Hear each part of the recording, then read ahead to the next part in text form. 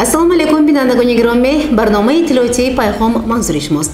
Инак имрӯз дар барномаи мо тамошо кунед.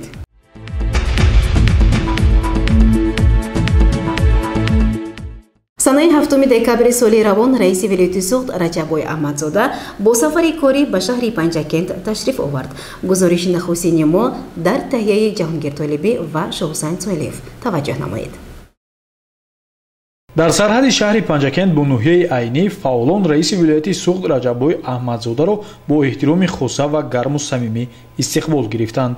бо зид аз мавзеи дашти Қозӣ бо иштирок дар корҳои сохтмонӣ оид ба обёрӣ ва маъракаи ниҳолшинонӣ оғоз ёфт. таъкид гардид ки мавзеи дашти Қозӣ заминҳои бекорхобида буда сохтмони пойгоҳи обкашӣ ҷараён дорад ва дар майдони 152 гектар нақша доранд боғи замонавӣ бунёд намоянд.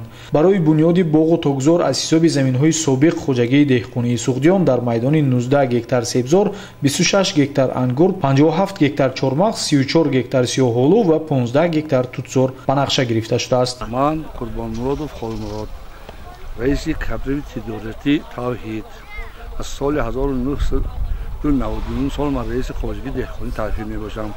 ҳамин замине ки ҳозир ниҳоли кор дошем ин тааллуқи хоҷагии деҳқонии мо дорад. ҳозир ҳаминҷа 37 та самдор ҳар кадом хай баъзеш 10 сотик, 30 сотик замин ҳамаш ниҳоле рафта аз Самарқанд овардем, аз Ургут, Чормағз нақшиёти ҳамин тақсимот мо 4 мағз ғафлаги 10 гектар.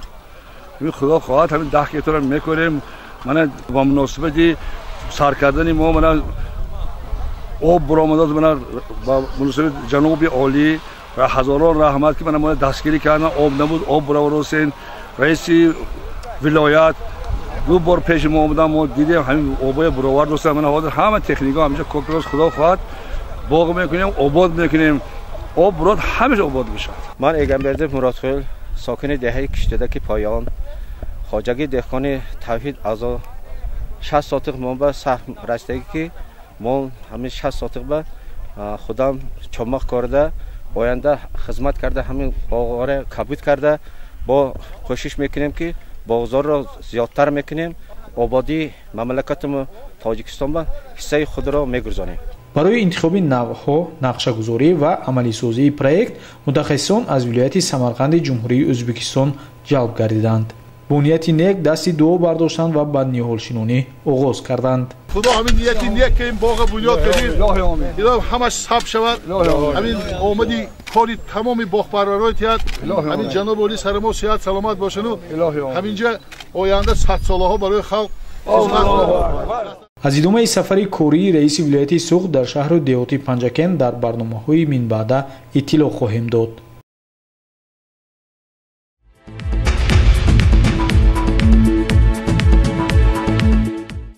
бо иқдоми комиҷроияи ҳизби халқии демократии Тоҷикистон дар шаҳри Панҷакент ҷиҳати пешгирии хушунат дар оила мулоқоти навбатӣ бо иштироки доираи васеи фаъолзанон ва ҷавонону наврасон дар кӯхи фарҳанг доир гардид.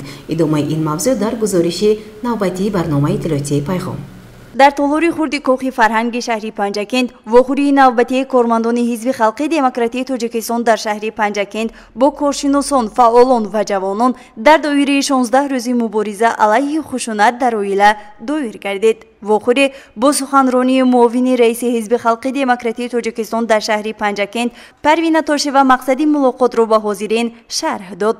воқеан хушунат дар оила яке аз масъалаҳои доғи рӯз буда онро танҳо бо роҳи ҳамдигарфаҳмӣ ва вохӯриву корҳои фаҳмондадиҳӣ аз ҷониби коршиносон ва фаъолон метавон бартараф намуд. изҳор дошт мудири шӯъбаи кор бо занон ва оилаи назди мақомоти иҷроии ҳокимияти давлатии шаҳри Панҷакент Ҳамзира Замонова ки дар мулоқот иштирок дошт ва сухан гуфт. имом-хатиби масҷиди марказии шаҳри Панҷакент ба номи Муҳаммади Башоро низ дар нишаст иштирок доштаву доир ба ин мавзӯи ҳалталаб изҳори назар намуд. ӯ аз ҷумла қайд намуд ки дар дини ислом ҷабру ситам нисбат ба ҳамдигар куфр аст ва набояд зулмро нисбат ба якдигар раво дид. дигар иштирокчиён низ сухан намуда такрор ба такрор қайд намуданд ки танҳо бо роҳи таълими дурусти фарзандон мо метавонем пеши роҳи зӯроварӣ дар оиларо бигирем ва метавон ҷомеаи солим ба воя расонед. зеро ҷомеаи солим аз оилаи солим آغاز می‌یابد. چنین واخوری و ملاقات از جانب کمیجرویی حزب خلق دموکراتیک تاجیکستان در شهر پنجکند پیوسته راه‌اندازی گردیده کارهای فهماندهی میان اهالی جانب کرده شده است. همزمان در دیگر جماعت دهاتی شهر پنجکند چنین ملاقات با اهالی ادامه دارد. گزارش مرتبه رحمان و طلبشاد تاشف و اسماعیل جان خالوف.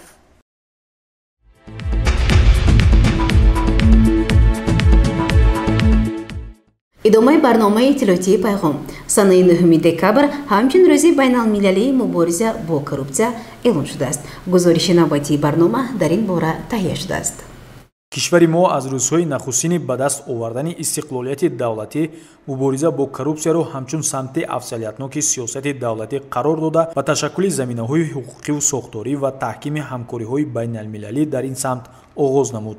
همین بود که 31 دکبر سال 2003 کنونسیای سازمان ملل متحد ضد کروپسیا قبول کرده شد که در آن پرینسیپ‌های اساسی مبارزه با کروپسیا، نامگوی چاره‌بینی‌های مهم ضد کروپسیونی، چاره‌های پیشگیری کروپسیا برای دولت‌های اعضا پیش‌بینی شدند. تا به امروز 140 دولت دنیا به زیر این سند مهم بین‌المللی امضا گذاشته است.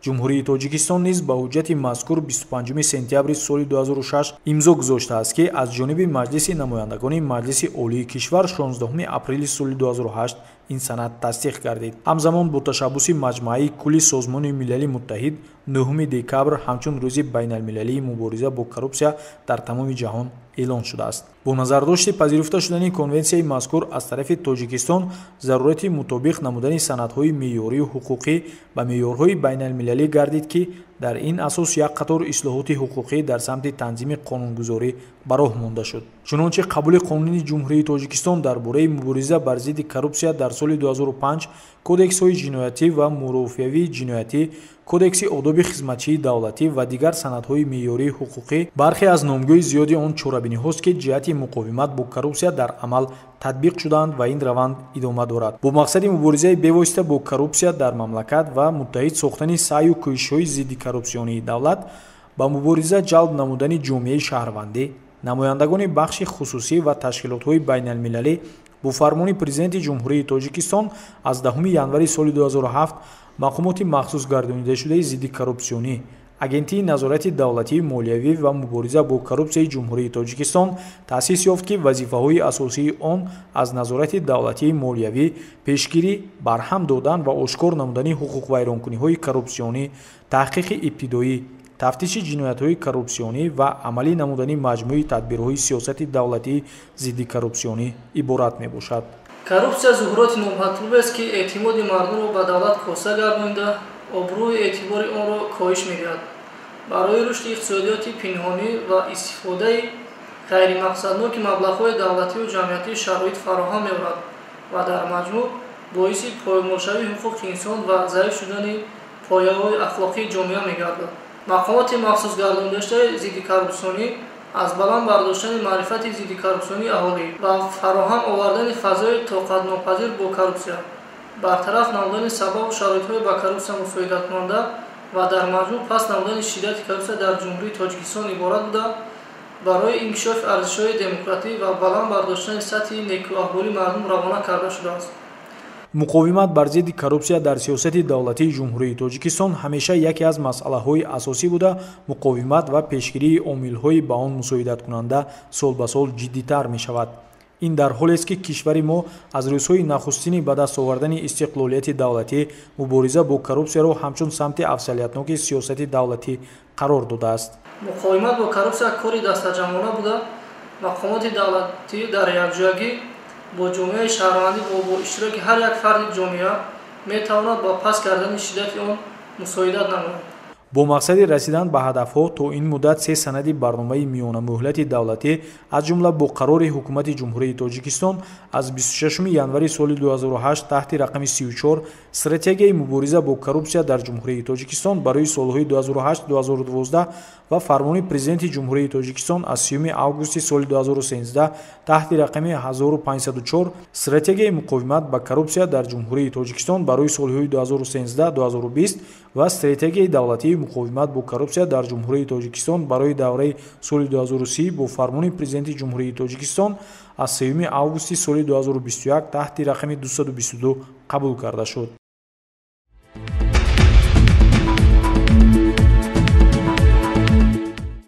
панҷакент ба шаҳри афсонавӣ табдил меёбад. чӣ тавр ва бо кадом роҳу усул гузориши дигари барнома нақл мекунад.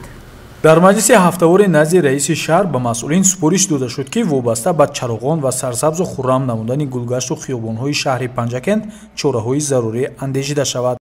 бо мақсади дар амал татбиқ намудани супоришҳои раиси шаҳр абдухолиқ холиқзода, кормандони воҳиди давлатии хоҷагии манзилию коммуналӣ нақша тартиб дода аз рӯи он амал менамоянд.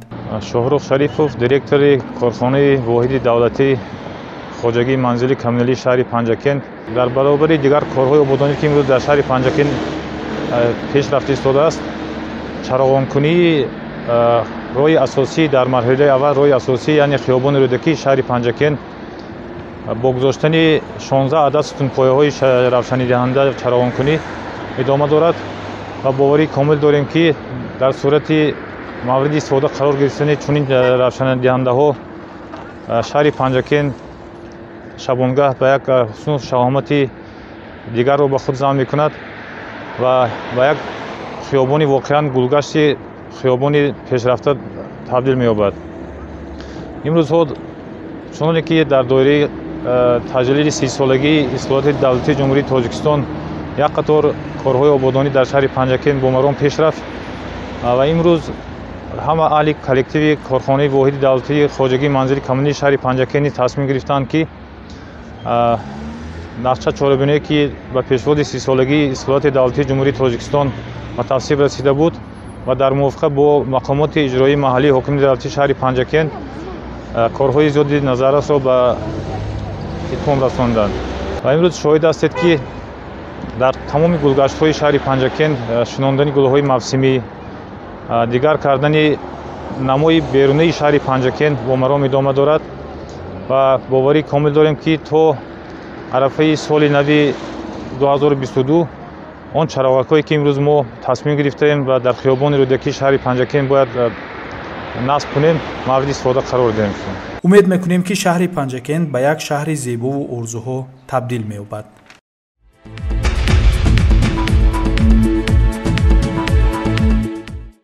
рассомони беҳтарини озмуни телевизионии рассоми беҳтарин дар моҳи ноябр муайян гардиданд. идомаи ин мавзӯъ дар гузориши ҳамкорони мо.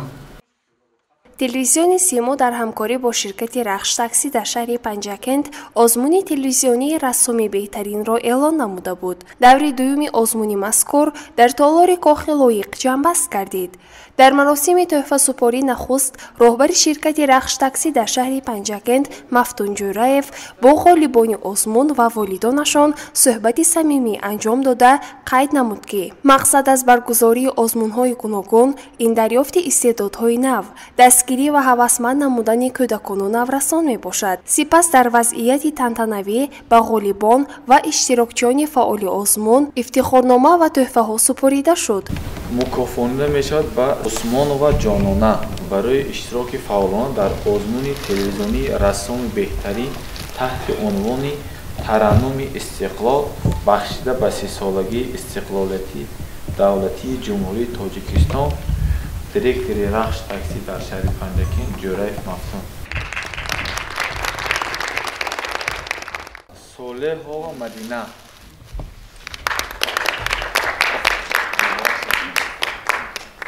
шамсиев муҳаммадалӣ,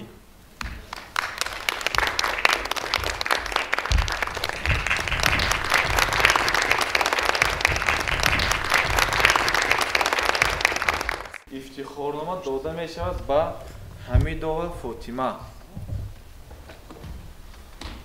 ассалому алайкум.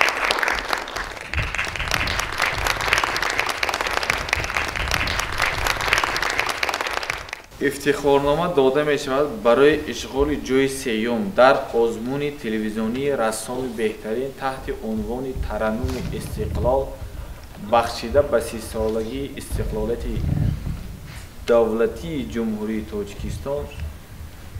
атоев абдуллоҷон,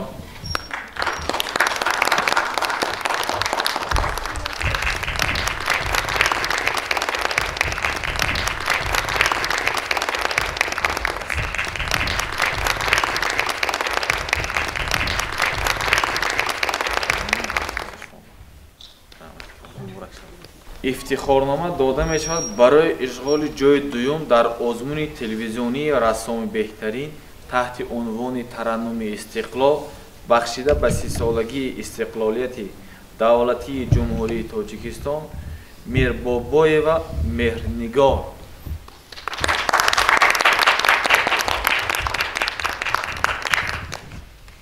инчунин ифтихорнома дода мешавад барои ишғоли ҷои якум дар озмуни телевизионии рассоми беҳтарин таҳти унвони тараннуми истиқлол бахшида ба 30 солагии истиқлолияти давлатии ҷумҳурии Тоҷикистон бо дастгирии телевизиони Симо ва Садои Панҷакен инчунин рахш таксӣ ба Тоҳиров Арбӣ.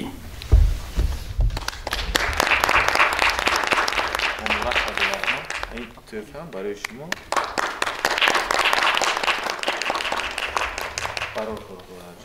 من عثمانова جانانه خواننده صنف دویگه می باشم. من امروز بسیار شادم که در این آزمون اشتراک کرده صاحب افتخارنامه گردیدم.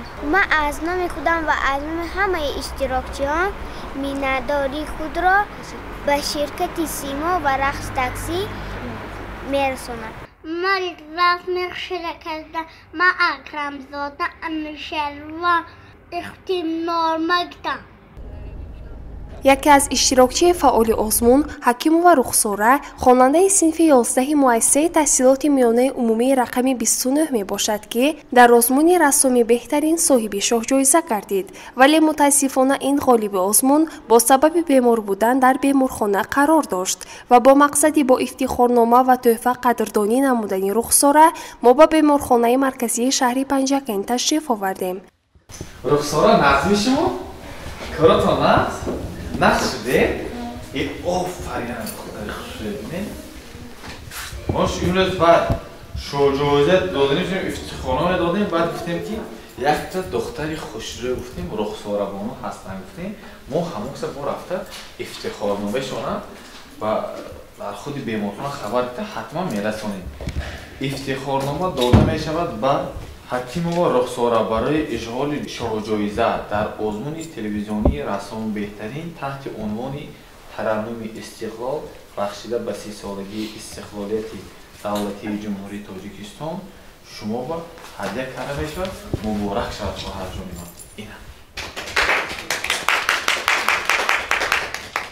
این تحفه از نام رخش تاکسی مادر جان شما با و یک قطار شیرینی ها از تلویزیون صدا و سیمای شهر پنجکین شما مبارک شود و شما باز گفتنی داریم که در آینده خیلی فعال باشید، در آزمون ها اشتراک کنید. مادری رخساره حکیمова شاد از آن بود که نمایندگان تلویزیون سیما و شرکت رخش تاکسی در شهر پنجکند چند مرتبه به بیمارخانه برای عیادت فرزندش تشریف بردند و از فرصت استفاده نموده مینداریش را چنین بیان نمود. از صمیم دل از نام رخساره از نام خودم مینداری بیان میکنم. باور کنید همین چیز شد که همین 3 روز بوده رخساره ناز کسل نشده است. خیلی خرسند شد.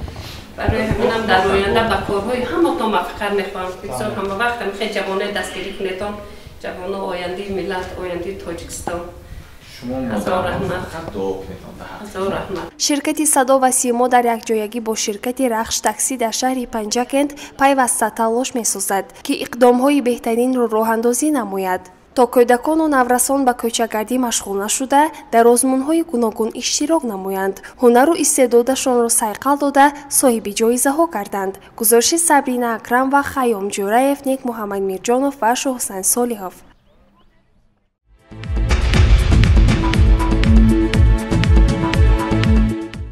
بینندگان عزیز، این بود برنامه اطلاعاتی پیغام. تا برنامه دیگر سربلند و خاناباد باشید. خیر.